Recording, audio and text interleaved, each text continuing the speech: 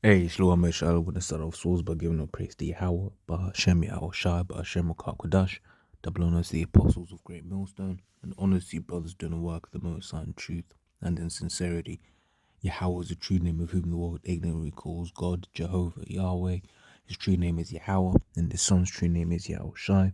And when we pray Yahweh, Bahashem Yahweh Shai, Yahweh in the name of Yahweh Shai, right? This is a quick one. I saw this earlier on today, and I was like, you know what, that's all right. That's all right. Well, I mean, this was the 15th. It's was published yesterday. Where it says Zayona Chana, right, head of world's largest family, dies in India's Mizoram state, right? And just the names kind of, I was kind of like, yeah, because obviously Zayona, Zion Monument, made me think, of Israel, of course, right? And then Mitzorah made me think of Matazayim, right? The so-called, what do you call it? The so-called Ishes. Well, yeah, they call it Mitzrayim, right? So like I said, not saying, this is what these things mean. It's just, what I thought of when I saw them, right?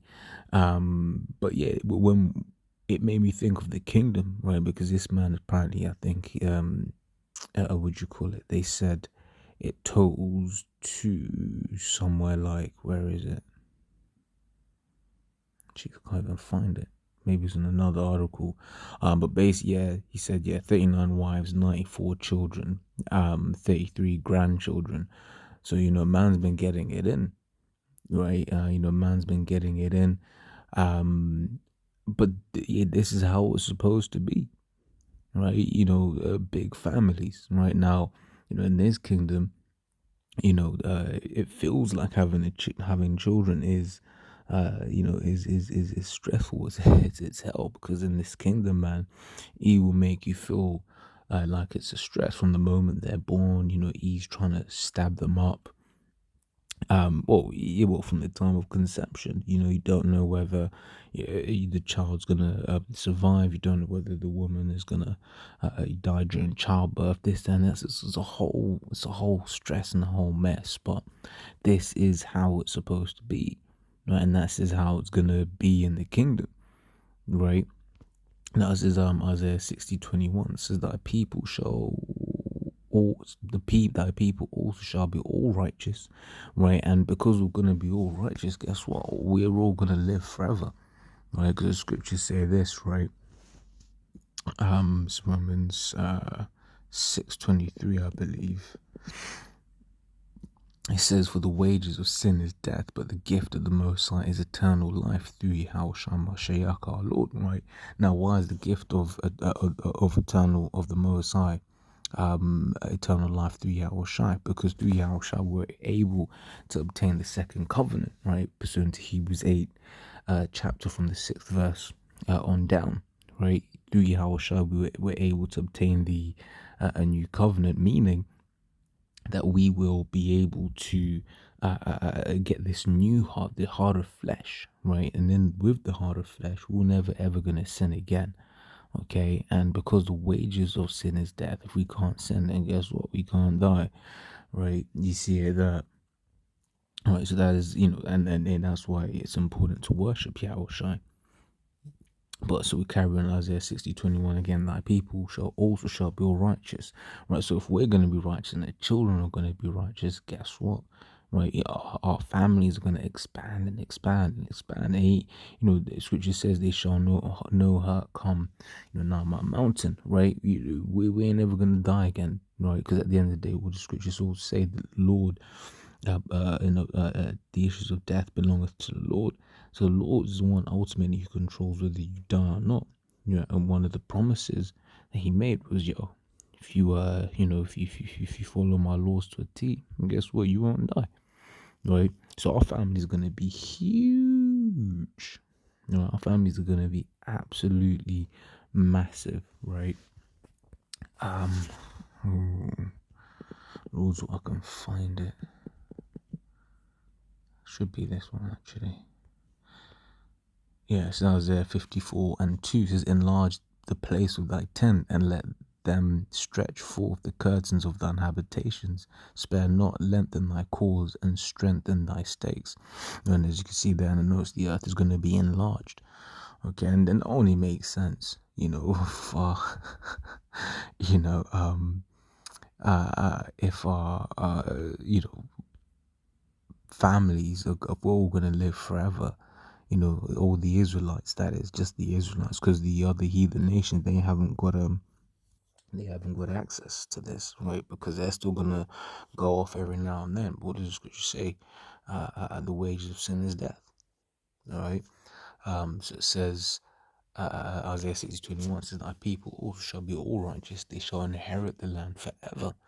Right? Says because no one's gonna come into Israel to try to take Israel anymore. That's the scripture reference, right?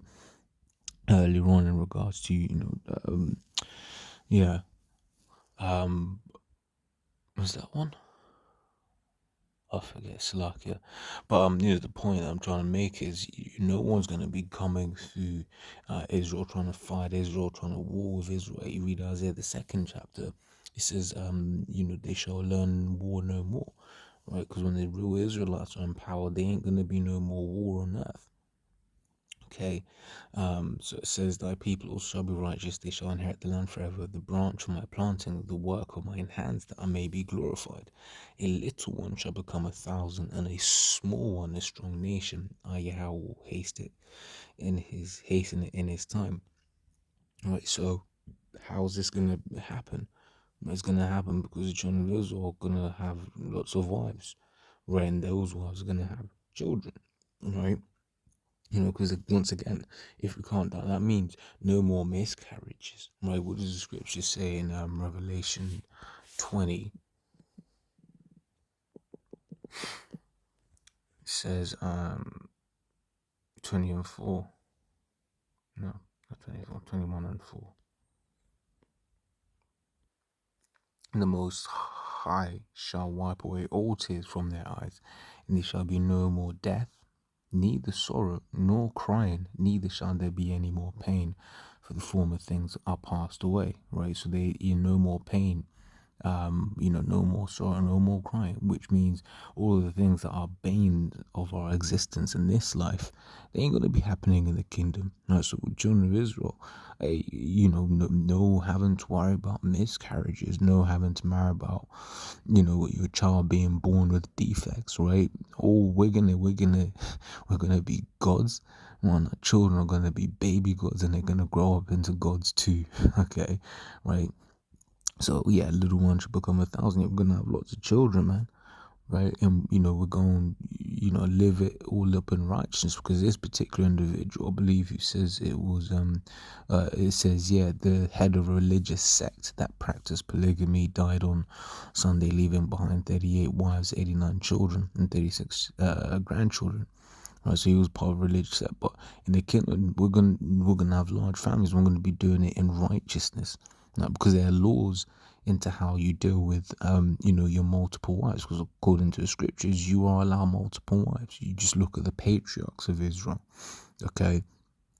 And I just got one more. It says Psalms 127:3. It says, "Lo, children are an heritage of Yahweh, and the fruit of the womb is his reward." Yeah, because once again, children there are a blessing. Right, in this world makes them seem like a curse, but they are a blessing. As arrows are in the hand of a mighty man, so are children of the youth. Happy is the man that hath his quiver full of them. They shall not be ashamed, but they shall speak with the enemies in the gate. Yep, so it's a blessing to have lots of children. Once again, in this kingdom might feel like a curse, but ultimately is a blessing with Yahweh Hashem Yahushai. And in the kingdom, the one thing I always say is, like, the first non-Sabbath day in the kingdom, man, yo, the line must be continued. So as always, Lord's what I was edifying. To the next time we say Shalom.